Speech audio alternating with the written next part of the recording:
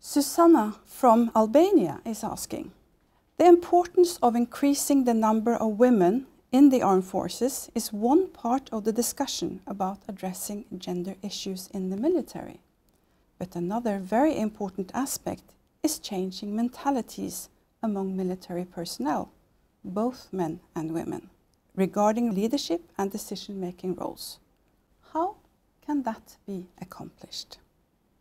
Well, thank you, Suzana, for this question, which is related to and a follow-up of the question from Natasha. The military world has traditionally been male-dominated. However, the gender gap seems to be slowly closing. We need to improve our reporting system within NATO, but tentative figures show that in some NATO forces, the percentage of women is close to 20%, while in others, it's just a few percent. However, I agree that it is not only a question of numbers.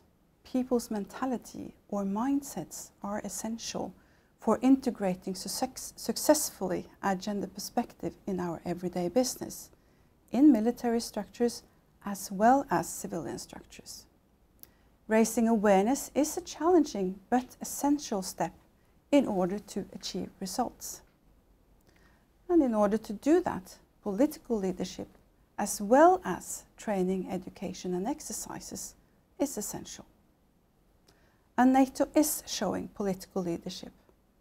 At our Chicago and Lisbon summits, heads of states and governments made strong policy statements and commitments on NATO's contribution to the Women, Peace and Security agenda.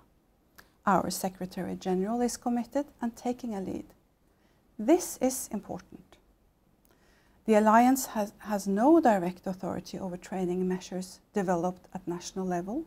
However, we do require that personnel deployed in NATO-led operations and missions and serving within NATO structures are appropriately trained and that meet certain standards of behavior. We are working to ensure that the gender perspective is an integral part of all NATO training curricula. Both generic training of the troops as well as expert training are important.